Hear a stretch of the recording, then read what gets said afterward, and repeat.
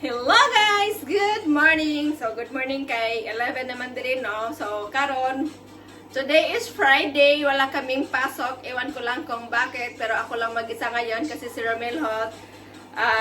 Sumama siya kay Sir sa boss niya. So, sumama siya sa boss niya ngayon. Naghatid ng, doon sila pumunta sa Gampi. Pumunta sila sa Gimpi ngayon kasi pinaayos nila yung Polaris. Service niya pang linis dito sa paligid. Pinasama siya kay Sir para may assistant si Sir. So ngayon, ang ginagawa ko ngayon is magluluto ako ng sinigang na ribs. So, ito na yun. So, ang gagawin ko ngayon is ako lang naman mag-isa. Magluluto ko ng ulam namin pang tanghalian at panghapunan. Tapos pag may tira, pag kinabukasan din. So,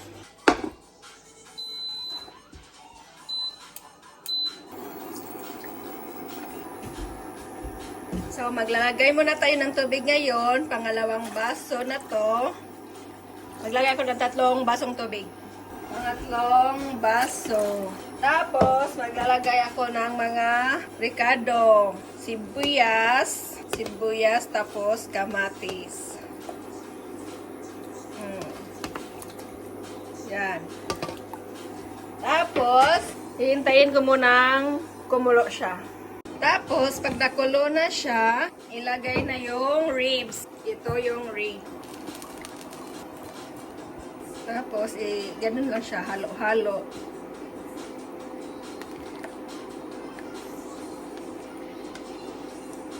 Tapos, takpan mo lang siya at palambutin. That's all. Tapos, ito yung gulay na gagamitin ko sa pagsigang.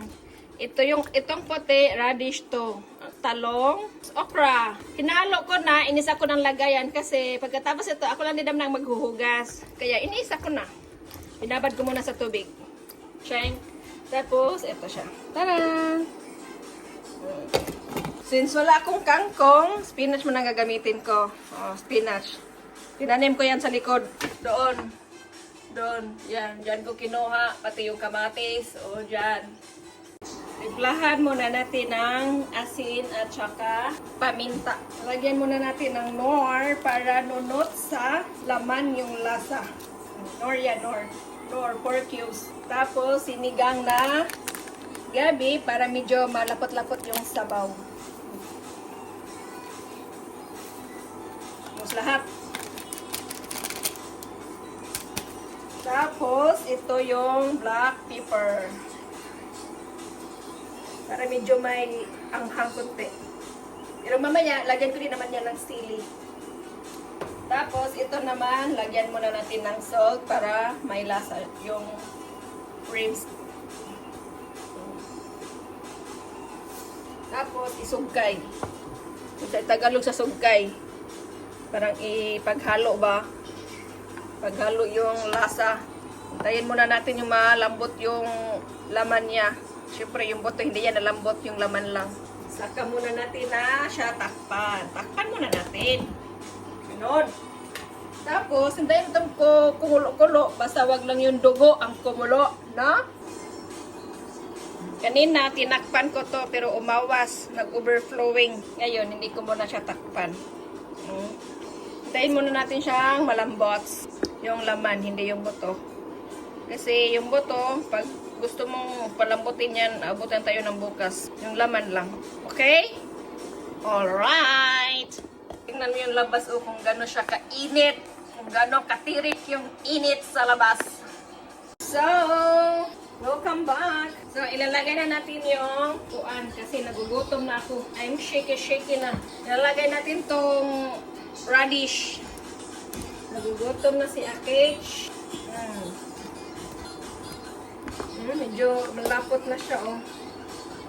Dahil sa sinigang na gabi, kaya malapot siya. Ay, nagugutom na ako, ah. Gugutom ako, ay. Atong takpan. Tingnan lang natin, baka umaapaw na naman siya, mag-over. So, at dahil kumulo na siya, lagay na natin yung gulay. Tapos, lagyan ng sili.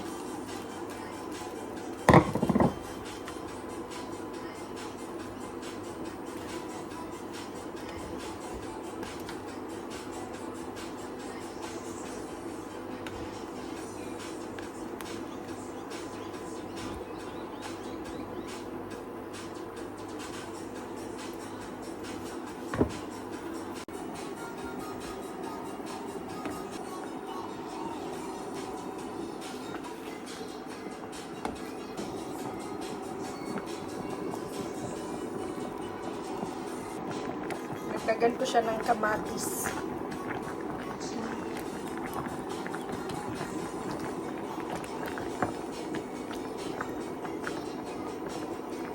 Mahayat mga baby honey.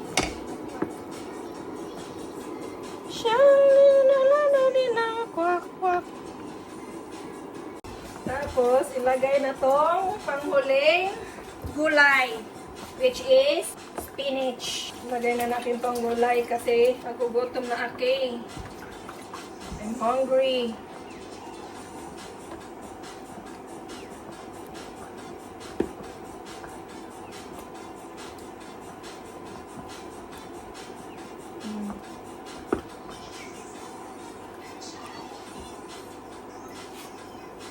Fully loaded. Titikman na natin yung niluluto kong sinigang kasi nagugutom na ako. Hindi ko na mahintay si Romel Hots para kumain na sila sa Hungry Jacks. Maasim-asim na malapot-lapot. Yung gripo namin, oh, hindi pa ayos.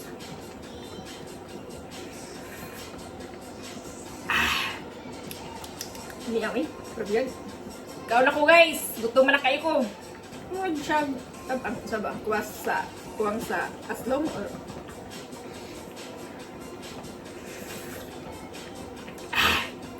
fakto na dahil.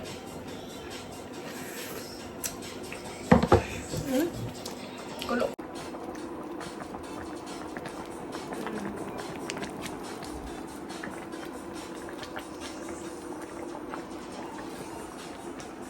Kaon ako. Mangaon. Sobra nga giniling o pipino tsaka kamatis with asin, paminta, suka nga pinakurat ug akong gisagulan nga suka nga dato puti. So let's eat. Nausik oh.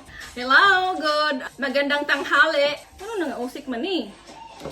Sayang, ako nang gitarkuan ang lamisa ha. Ngaon, wala man ni ma-shake-shake eh.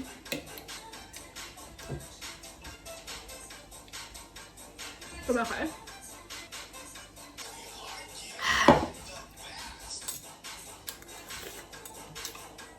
The ribs, oh. Ay!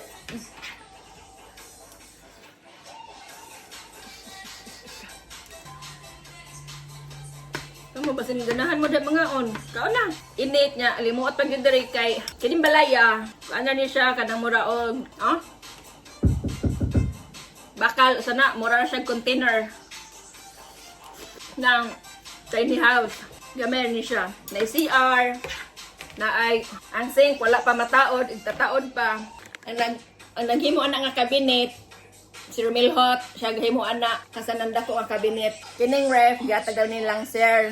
Kining lamisa naa ni siya hapit, among gikuag hapin kay mo pilit siya mabasa. Hinatag na pud ni, tanan hinatag sa TV natag. Ngano naman ni siya.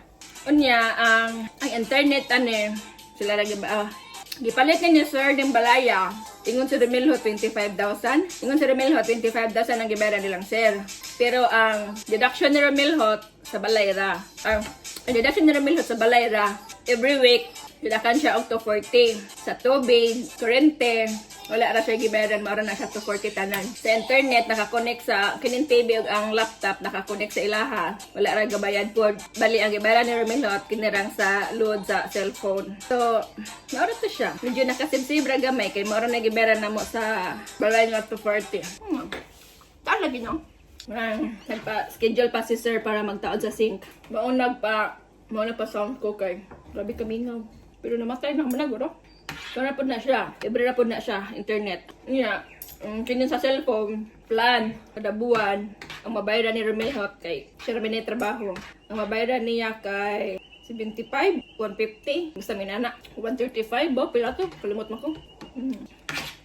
Yan tax. Nadawat na ganina atong pagkakuan siya nag-process pag naku, pag 20 itong Sabado 28, 27 pag 27 siya nag-asikaso sa iyahang tax nag-asikaso yun sa iyahang tax atong last week sa September nagkuan siya agent niya kay Di pangitaan man siya og Medicare. Sige siyang fill up sa Medicare. Di siya kasud. Mutong yang ginang sila si ma'am. Nga, pwede ba magpatabang siya? Muto, naog mo dito sa obo, sa dumi silang balay. Si ma'am yung nag-fill up siyang Medicare. Unang karon, Bernice, naabot iyang tax. Ang nadawa sa iyang tax kay 1,400.